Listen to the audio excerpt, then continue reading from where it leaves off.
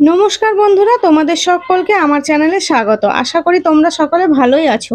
আবারও চলে এলাম আরও একটা ভিডিও নিয়ে তোমাদের কাছে। আজকে আমি রান্না করব খুব সহজ পদ্ধতিতে সিলভার মাছ। আসো দেখে নেওয়া যাক কিভাবে আমি সিলভার মাছটা রান্না করছি। সিলভার মাছ কিন্তু ভালো করে রান্না করলে খেতে ভালোই লাগে।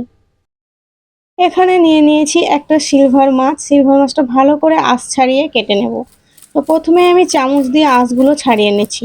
পুরো আঁশটা পরিষ্কার করে ছাড়িয়ে নেব, তারপর আমি কেটে নেব। আঁশটা কিন্তু খুব ভালো করে ছাড়িয়ে মাছটা একবার ধুয়ে নিলাম। এবার আমি মাছটা কেটে নেব। তো প্রথমে আমি এইভাবে আঁশ ছাড়িয়ে মাছটাকে ধুয়ে নিই, তারপর কাটি। তাহলে মাছের গায়ে একটু আঁশ থাকে না। এইভাবে আঁশ পরিষ্কার করে তারপর কেটে নিই। মাছ কেটে নেওয়ার পর আঁশ ছাড়াতে ভালো লাগে না। এইভাবে আগেই পরিষ্কার করে কেটে নিলে মাছটা পরিষ্কারও থাকে আর আঁশ ছাড়ানোর পরে কোনো ঝামেলাও থাকে না। এবার শুধু ধুয়ে নিলেই হয়। তো মাছগুলো আমার খুব সুন্দর করে পিস পিস করে কেটে নেওয়া হয়ে গেছে। মাছের মাথাটাকে আমি 2 পিস করেও কেটে নিয়েছি। পুরো মাছটা আমার কাটা বাছা হয়ে গেল। এবার আমি ধুয়ে নেব। চলে এলাম বেসিনে মাছটা ধুতে। পরিষ্কার করে মাছটা ধুয়ে নেব, কারণ আগেই আমি আঁশ ভালো করে ছাড়িয়ে নিয়েছি। এখন শুধু ধুয়ে নিলেই হবে। সুন্দর করে মাছটা আমি ধুয়ে নিলাম। এবার আমি মাছের মধ্যে লবণ হলুদ মাখাবো। এখানে ছোট চামচের 1 চামচ মতো লবণ দিয়ে দিলাম, আর দিয়ে দেবো 1 চামচ মতো হলুদ। এখানে কিন্তু চামচের পরিমাণটা ছোট আছে। খুব ভালো করে লবণ হলুদটা মাছের গায়ে মাখিয়ে নেব।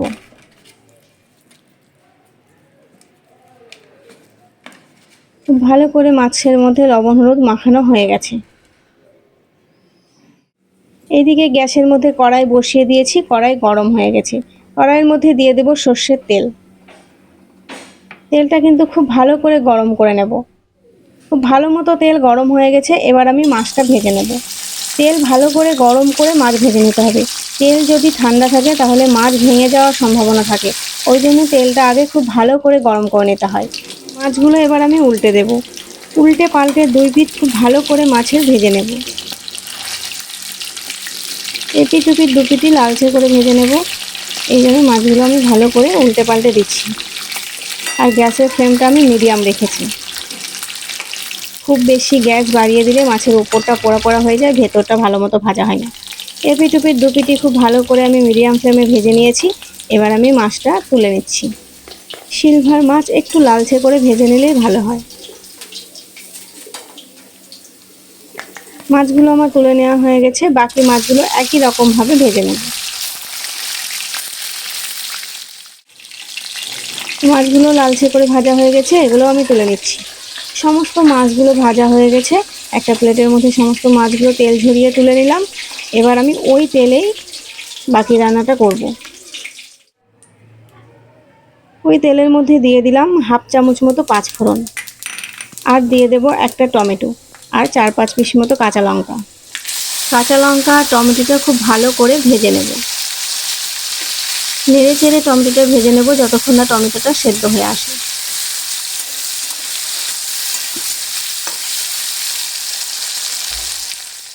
বেশ কিছুক্ষণ ধরে নেড়ে চেড়ে ভেজে নেওয়ার পর টমেটোটা কিন্তু একদম সেদ্ধ হয়ে এসেছে। এবার আমি এর মধ্যে দিয়ে দেব 1 চামচ আদা বাটা, আর দিয়ে দেব জিরের গুঁড়ো, ধনের গুঁড়ো, লবণ, হলুদ আর কাশ্মীরি লঙ্কার গুঁড়ো। একই প্লেটে একসঙ্গে নিয়ে নিয়েছি, এর মধ্যে দিয়ে দিলাম। এবার ভালো করে নেড়ে চেড়ে কষিয়ে নেব যাতে আদা জিরের গন্ধ না থাকে। ভালো করে নেড়ে চেড়ে কষিয়ে নিচ্ছি। কালারটা কিন্তু খুব সুন্দর হচ্ছে, আর মশলা কষানো হয়ে গেলে আরও সুন্দর কালার হবে। মশলাটা কিন্তু একদম শুকনো শুকনো করে কষিয়ে নেব। যত্ন সহকারে ভালো করে মশলা কষলে তরকারির টেস্ট কিন্তু ভালো হয়। উপর থেকে তেল ছড়িয়ে গেছে মানে মশলাটা আমার কষানো হয়ে এসেছে। কালারটাও কিন্তু খুব সুন্দর এসেছে। এইভাবে কিন্তু ঘরে থাকা অল্প কিছু উপকরণ দিয়েই মাছ রান্না করলে খেতে ভালো লাগে। এর মধ্যে দিয়ে দেব ধনেপাতা কুচি। ধনেপাতা কুচি দিলে মাছের ঝোলের টেস্টটা কিন্তু আরও বেড়ে যায়। আরও কিছুক্ষণ নেড়ে চেড়ে নেব যাতে ধনেপাতাটা তেলের মধ্যে একটু ভাজা ভাজা হয়ে আসে। খুব ভালো মতো কিন্তু মশলাটা আমার কষানো হয়ে গেছে। কালারটাও খুব সুন্দর এসেছে, দেখতেও কিন্তু খুব ভালো লাগছে। পুরো মশলাটা কষানো হয়ে গেছে, এবার আমি এর মধ্যে দিয়ে দেব জল। এবার খুব ভালো করে ঝোলটা ফুটিয়ে নেব। একটু নেড়ে চেড়ে ভালো করে মিশ্রণটা মিশিয়ে নিয়ে টকবক করে ফুটিয়ে নেব। এইভাবে সিলভার মাছ রান্না করলে খেতে কিন্তু ভালোই লাগে, আর খুব সহজে তাড়াতাড়ি রান্নাটাও হয়ে যায়, বেশিক্ষণ সময় লাগে না। খুব ভালো মতো টকবক করে ঝোলটা ফুটে উঠেছে, খুব সুন্দর একটা ঝোল থেকে গন্ধ বেরিয়েছে। আরও একবার ভালো করে নেড়ে দিলাম। এবার আমি এর মধ্যে দিয়ে দেব ভেজে রাখা মাছগুলো। মাছগুলো এক এক করে ঝোলের মধ্যে দিয়ে দিচ্ছি। সিলভার মাছের রেসিপি তোমাদের কেমন লাগলো অবশ্যই কমেন্ট করে জানিও। সমস্ত মাছগুলো ঝোলের মধ্যে দেওয়া হয়ে গেছে। এবার খুব ভালো করে নেড়ে চেড়ে ফুটিয়ে নেব, যাতে মাছের মধ্যে খুব ভালো করে ঝোলের টেস্টটা ঢুকে যায়, মানে লবণ ঝাল।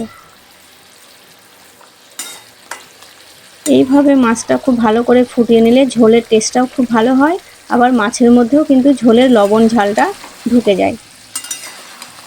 দেখতেই পাচ্ছ খুব সুন্দর হয়েছে দেখতে মাছের ঝোলটা। দেখতে যতটা সুন্দর লাগছে খেতেও কিন্তু ততটাই টেস্টি।